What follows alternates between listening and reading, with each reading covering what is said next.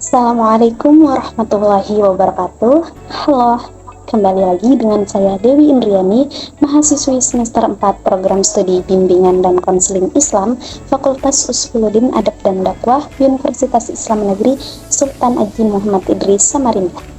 Di video kali ini saya akan menjawab beberapa pertanyaan yang menjadi tugas ujian akhir semester dalam mata kuliah Psikologi Pendidikan yang diampuh oleh Bapak Muhammad Hasan Abdillah, SPSI, MPSI. Baik, kalau begitu kita langsung ke pertanyaan yang pertama. Apa itu psikologi pendidikan?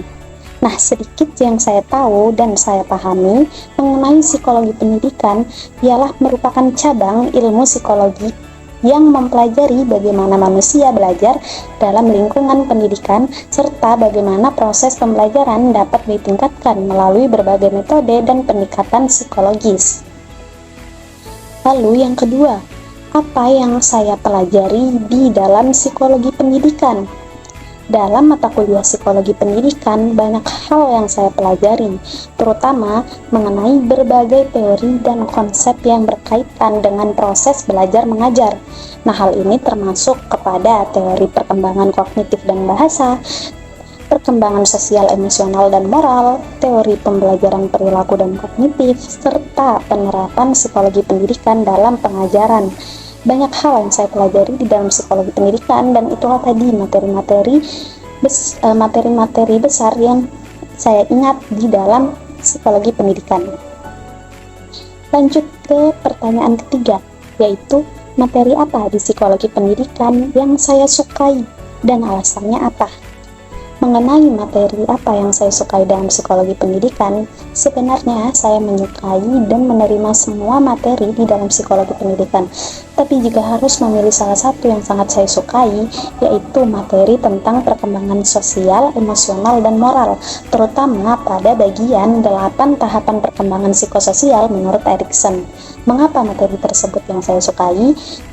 Karena materi tersebut itu membuka wawasan saya tentang diri saya sendiri dan orang-orang terdekat ketika mengingat kembali pengalaman masa lalu yang berhubungan dengan tahapan-tahapan tersebut.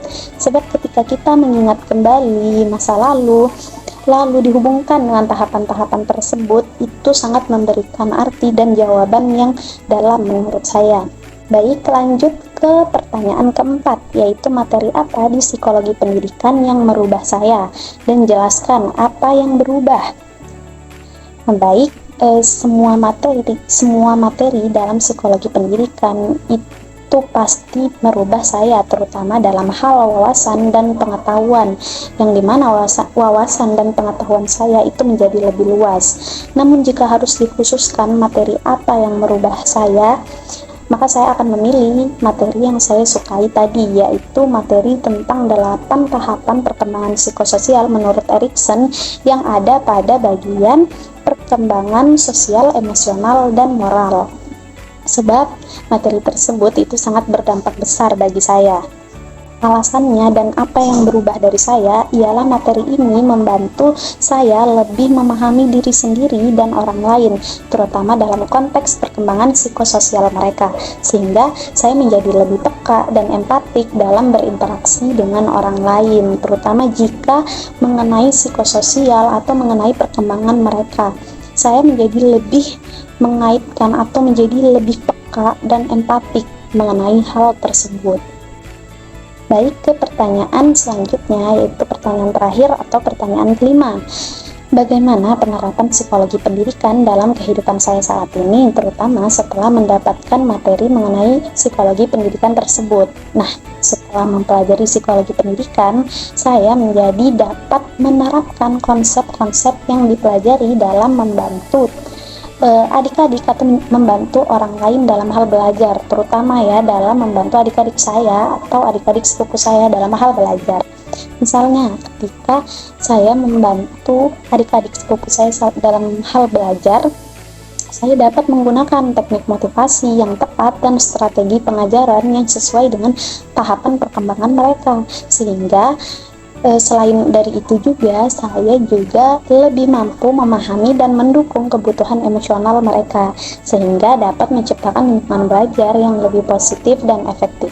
Begitulah saya menerapkan apa yang saya dapatkan dari psikologi pendidikan tersebut, terutama dalam membantu adik-adik saya. Saya jadi paham bagaimana saya harus mengajari mereka dan harus menyesuaikan dengan perkembangan mereka, seperti metode atau bagaimana cara yang tepat untuk mengajari mereka, terutama dalam perkembangan mereka atau usia atau tahapan perkembangan mereka saat ini. Pastinya kan perlu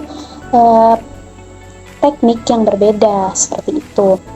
Nah, karena saya sudah mendapatkan materi-materi tersebut atau pengajaran tersebut, saya jadi lebih positif dan lebih efektif dalam mengajarkan atau dalam membantu pengajaran dari adik-adik saya. Selain dari itu juga, yaitu kepada orang lain. Baik, itulah tadi jawaban yang sangat singkat yang bisa saya berikan dari beberapa pertanyaan dari tugas ujian akhir semester tersebut. Semoga jawaban yang saya sampaikan dapat menjawab pertanyaan-pertanyaan tadi. Baiklah, saya akhiri sampai di sini. Untuk kurang dan lebihnya saya mohon maaf, terlebih karena ini merupakan video akhir di mata kuliah Psikologi Pendidikan di semester ini. Saya mohon maaf yang sebesar-besarnya dan juga terima kasih. Saya akhiri. Wassalamualaikum warahmatullahi wabarakatuh.